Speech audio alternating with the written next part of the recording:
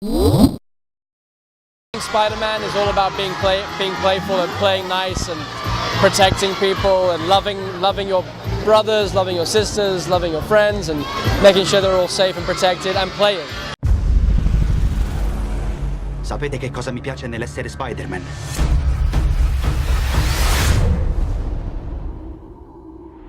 Tutto.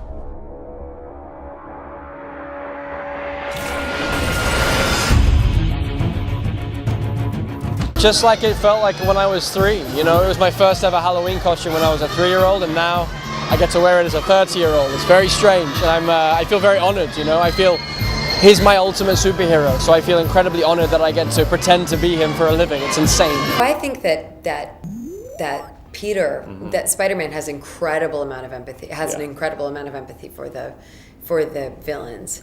And it's really unique to Spider-Man, I think, that the villains are always so empathetic that you can see both sides, whether it was the Lizard in the first movie or the villains in this, you see that they're troubled souls underneath all of this power that they've recently come into. So, no, I think Peter is really empathetic to the villains as well, Yes. I think what makes a villain, when you can see his life, when you can see where they're coming from, when you can see, like, you know, within a third of the movie you're watching, if someone came in right now and gave that person a hug, we probably wouldn't have to worry about him being a villain later on in the film. So when you can see where they're coming from, it makes more sense. Peter Parker. Harry Osborn. Saranno 10 anni. Che fine hai fatto? Mi occupo di web design.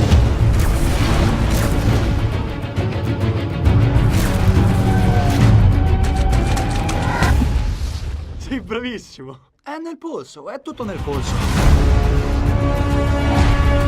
I think, you know, both Harry and Max are good people in the beginning of the movie, and accidents happen or they make the wrong choice and it has a villainous ending, but they weren't born bad, you know, they were just born human. Spider-Man, like his first tactic is always to look into the bad guy, to try to extract the better parts of his nature.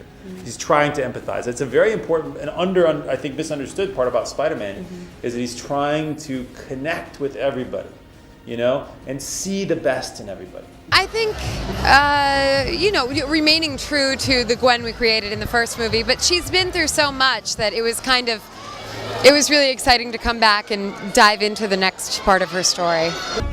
È meglio che tu dia un'occhiata. La Oscorp ti tiene sotto controllo. Perché? Questa è la domanda del giorno. Niente, è come credevo. Una volta ti dissi che i segreti hanno un costo, anche la verità. Mi chiamo Richard Parker. Ho scoperto l'uso che la Oscorp intende fare delle mie ricerche.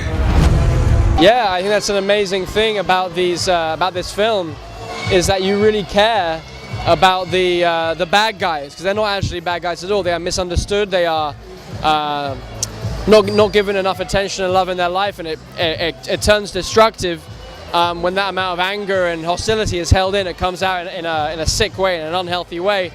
So Spider-Man's first thing to do is always try and reason with the bad guy. By bad guys?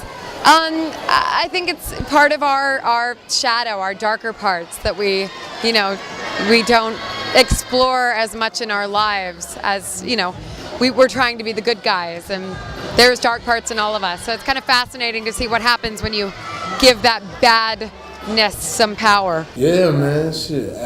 Godfather, Scarface. I mean, bad guys are just, we like to see tragedy. We like to see a person who's something that we're not, and I think the mind thinks like, wow, how could somebody be like that? How could somebody be like, you know, Al Capone or Scarface or Nino Brown? And so it's always fascinating, especially even when you talk about like girls, how girls are attracted to, you know, the guys that are sort of like, you know, in trouble all the time or has a little bit of dirt on them. So I don't know what that comes from.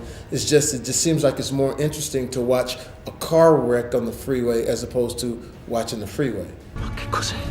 Il futuro. Abbiamo dei piani per te, Peter Parker. Volevi fare l'eroe. Serve una mano. Ora devi pagare il prezzo. Ora abbiamo il potere. Possiamo cambiare il mondo. Andiamo a caccia di ragni. Well, you know, bad guys have more fun, and I think it can be really interesting to see how a good person can turn bad.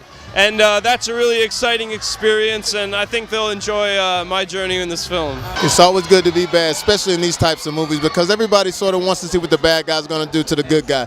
And it's when you're playing the bad guy, you got to be so bad that it makes your superhero better. Io ho fatto una scelta. Questa è la mia strada.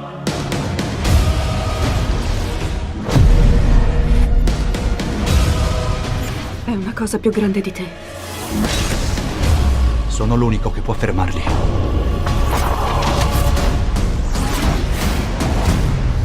Sono Spider-Man. Any kind of like complex person that you don't really understand, but you want to try to understand, you know, that's interesting, and that's what's fun as an actor, is to take these people and really like figure out what makes them tick and figure out what makes them work and try to understand like what has driven them to such a tragic ending, and get an understanding of that.